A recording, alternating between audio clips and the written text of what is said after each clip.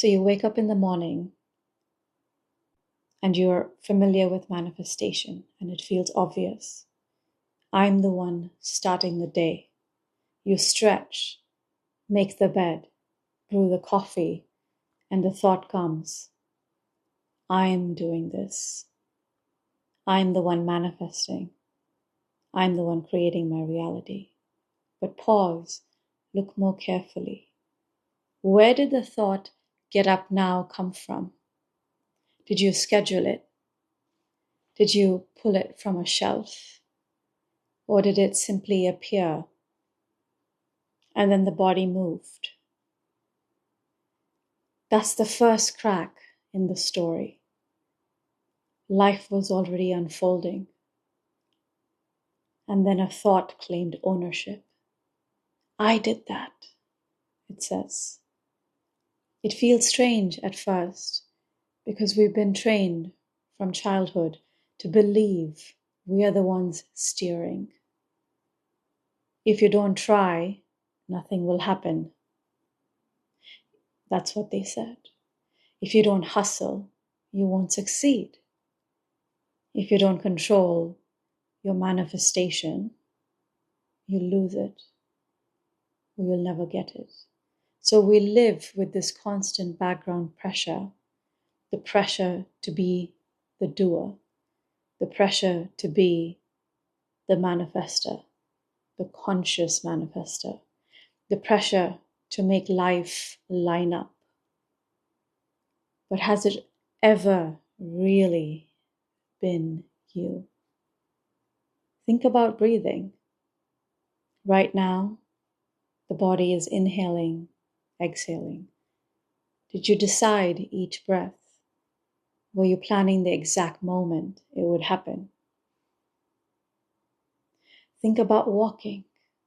When you took your last step, did you calculate the angle of the knee, the pressure in the ankle, the shift of balance? Or did the step just happen? Think about thoughts themselves. Can you predict your next one? Can you?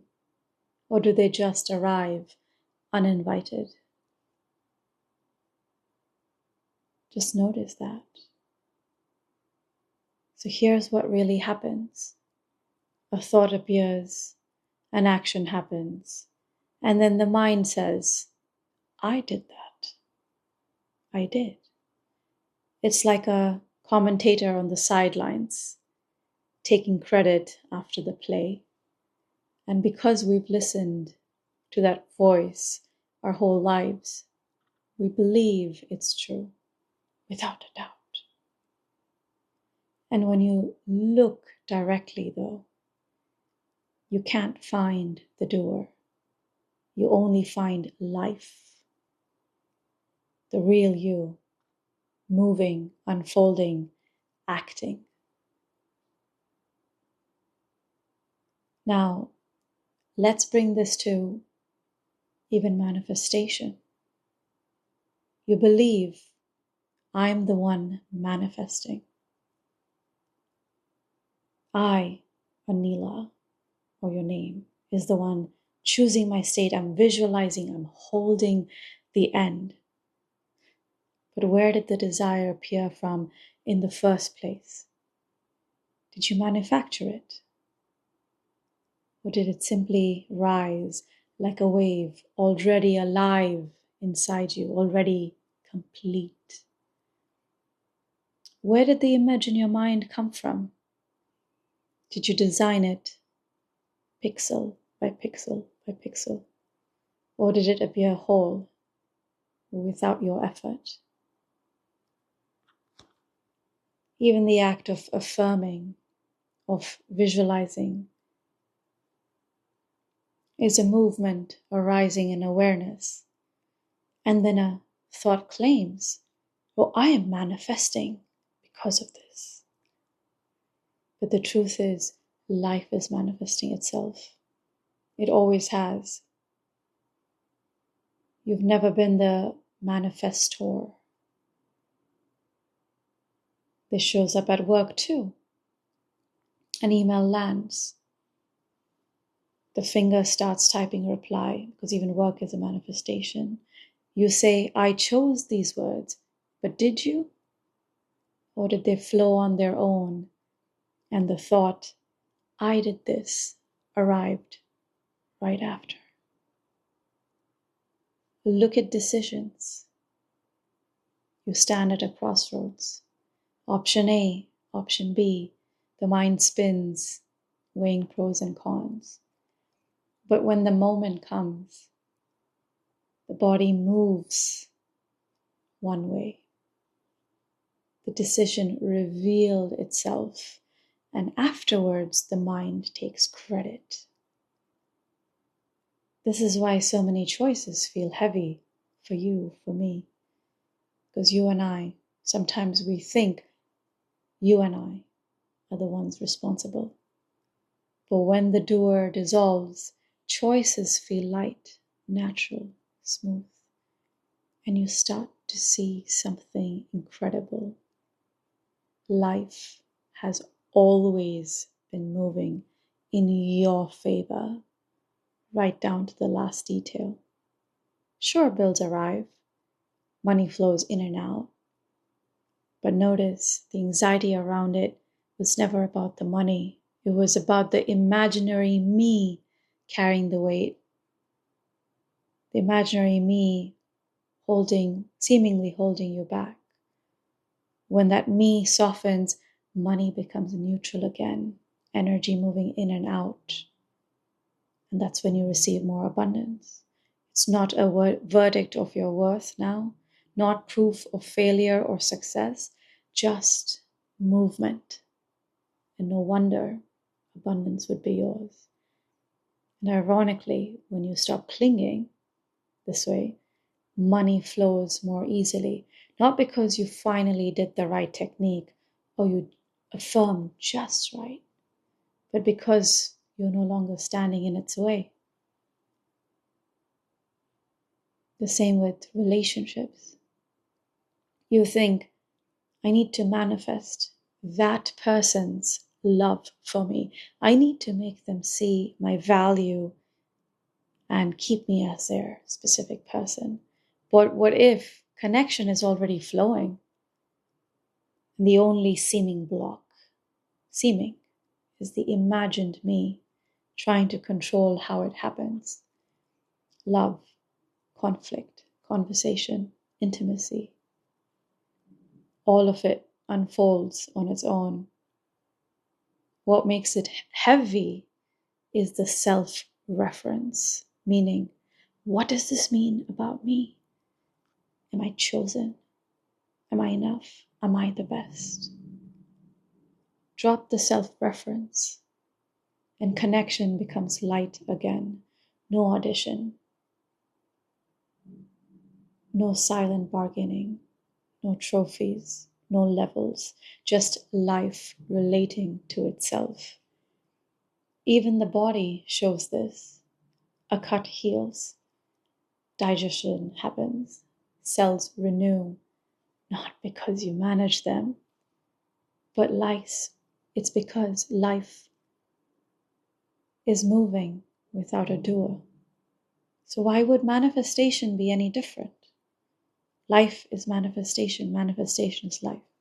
Why would desires need you to push them into existence? There's a subtle trap here, turning this into a new identity. The spiritual me who says, oh, I realized there's no doer. I am so calm, so enlightened, so confident. That's just another mask, another performance, another attempt to be someone. But real freedom isn't about becoming the one who knows. It's about seeing that there's no one here to own it, no one at all. So just pause right now. Take a deep breath and notice a thought. Maybe the thought says, I'm listening. Well, who is that happening to? Notice a feeling in the chest. Who feels it? Notice the sound of these words. Who do they belong to? Look closely. Each time you'll find the same thing. No one at the center. Just awareness. Already whole. Already complete. Already I am, or the God self. This doesn't mean you stop acting. Life keeps moving. Emails still get answered. Groceries still get bought. Love still gets expressed. The difference is you don't carry the weight of being the doer. You don't live from the pressure of, I must make this happen. I must. Action without a doer, like I said, is light, clean, unburdened. Manifestation without a manifestor is natural, inevitable, already flowing, whether you like it or not. And this is why when they say it happens, all of it happens without lifting a finger, it makes sense. It doesn't mean you sit on the couch and refuse to move, or that you don't study for your exams. It means the burden of being the one who must make life happen is gone. So whatever movement arises, whether it's calling for a friend, applying for the job, reading for an exam, brushing your teeth, or simply resting, it feels effortless, as if it's happening through you, not by you. This is the true meaning of what, without lifting a finger, life moves, desires still unfold, but the imagined strain of being the manifester is gone. It's gone. So what's left? Rest as what you are, and not the manifestor, not the doer, just the space in which life already knows how to unfold, because it's already unfolded.